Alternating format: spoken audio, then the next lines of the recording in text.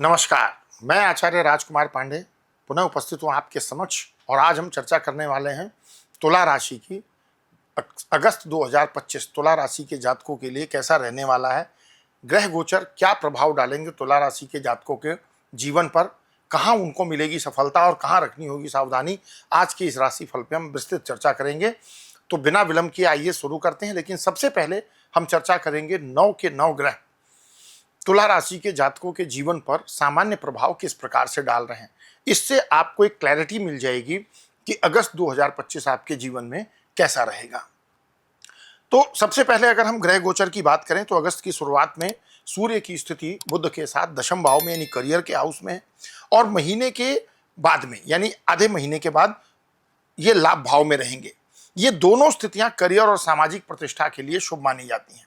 यानी सूर्य का गोचर तो पूरे महीने आपके लिए बहुत अच्छा रहने वाला है और यह आपके लिए एक बहुत अच्छी बात है। मंगल इस महीने आपकी जन्म राशि से 12th हाउस में है, जिससे खर्चों में बढ़ोतरी हो सकती है। कभी कभी मानसिक अशांति का भी सामना करना पड़ सकता है, इसलिए थोड़ा सा अपने आप को मोटिवेट करके रखें और कूल रहने की कोशिश करें।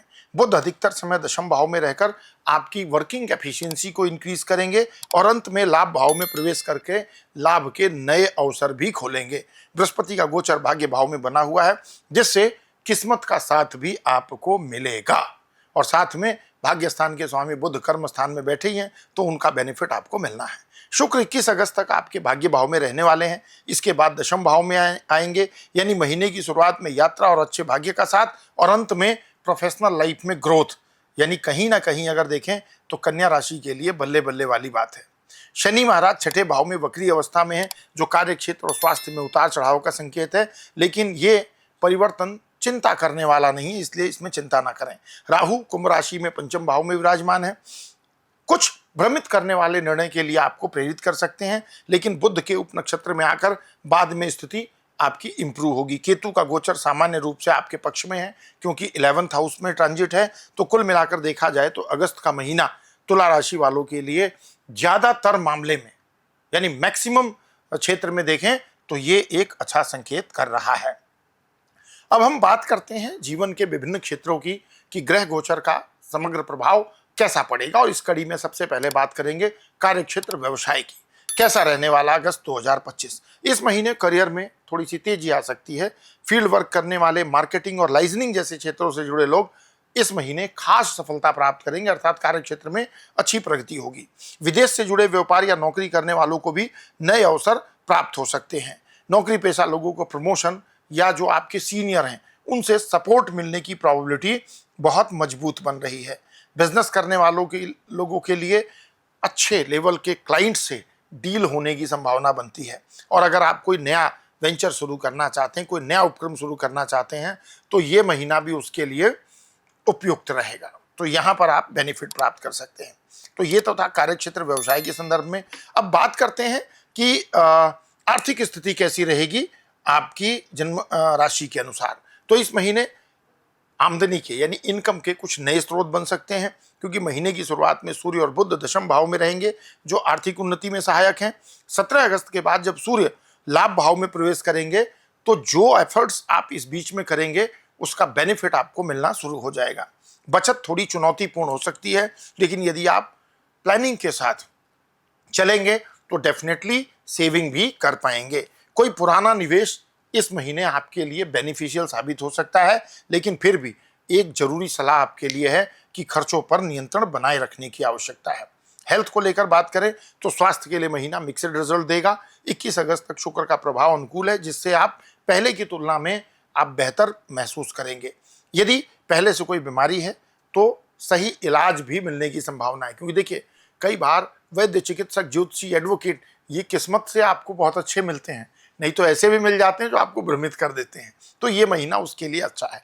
यदि पहले से कोई बीमारी है तो आप, जैसा मैंने कहा, आपको वहां पर अच्छा इम्पैक्ट मिलेगा, यानी अच्छा आपको गाइडेंस मिलेगा। लेकिन 21 अगस्त के बाद शनि मंगल की दृष्टि के कारण थोड़ा वाहन इत्यादि चलाने में या कहीं भी यात्रा करते समय बहुत जल्दबाजी ना रखें, इस बात का विशेष ध्यान रखें।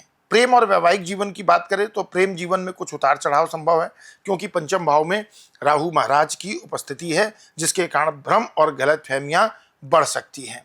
21 अगस्त से पहले का समय जो लोग प्रेम कर रहे हैं उनके लिए बेहतर रहेगा। इसके बाद संबंधों में थोड़ी सी उदासीनता आ सकती है, तो वहाँ थोड़ा सा ध्यान रखें।